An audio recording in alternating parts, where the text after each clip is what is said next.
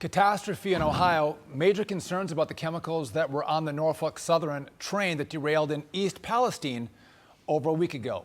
The train traveling from Illinois derailed near the Ohio-Pennsylvania border. 50 cars derailed. 20 of those cars were carrying hazardous materials, sending up a toxic plume of smoke, prompting officials to issue mandatory evacuation orders. East Palestine is a town of just 4,800 residents.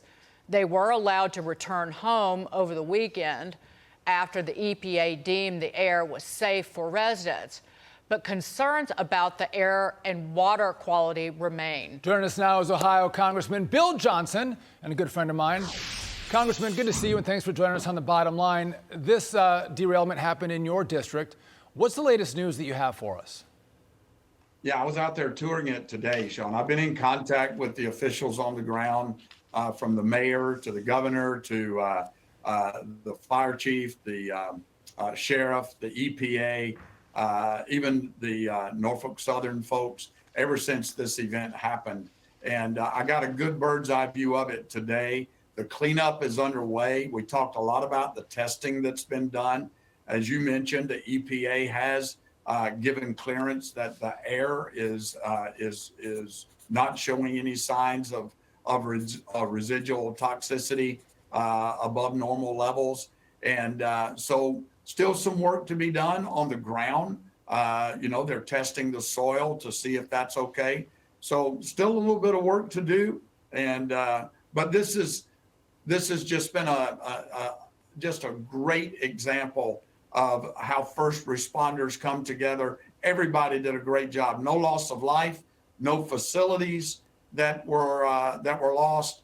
It's turned out to be a really good, happy ending, I think. We're not there yet, but it's heading that way.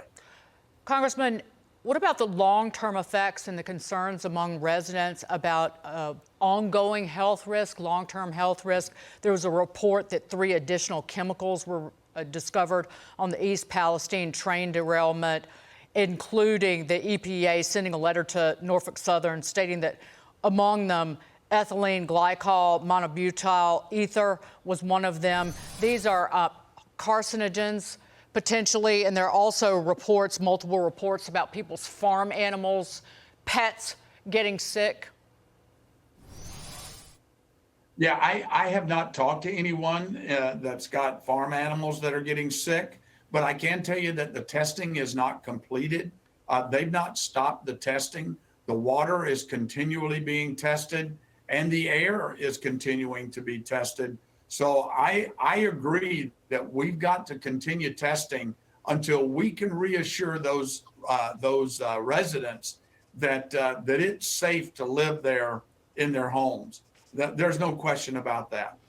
And Congressman, I imagine you've talked to some of your constituents in the area who have been their lives disrupted and they've had to evacuate. What are they telling you about the federal response and the cleanup that's going on right now? Well, Sean, they're actually pretty happy. There is a residential center set up at a church. Norfolk Southern is there. They're actually writing checks to people that come in and present their claims for expenses. So right now, I think they're doing the right things. Are there other expenses down the road that might come into play? I think that depends on what the investigation reveals and what some of these the continued testing does. But we're not nearly at the end of this yet. The cleanup is going well. The fire is out. The evacuation order has been rescinded, but there's still a lot of work to do. Congressman, has anyone from the administration been on the ground in East Palestine? I know that Pete Buttigieg, the transportation secretary, was giving a little speech this morning, and this toxic spill and train derailment didn't come up. He didn't talk about it. Yeah, Pistol Pete. I don't know what to think about that.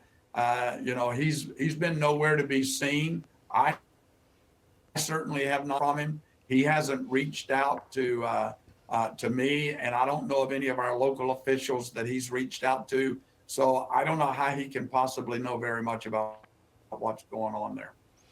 Congressman, we're going to stay on this story. And if you hear that Mayor Pete actually does a press conference here, please let us know. Don't hold your breath because it probably won't happen. But we're going to stay on this story with you. I want to thank you for coming in and representing your constituents so well. You're a great member of Congress. Thanks for joining us on The Bottom Line. Sean, thank you very much. Thanks, Dagan.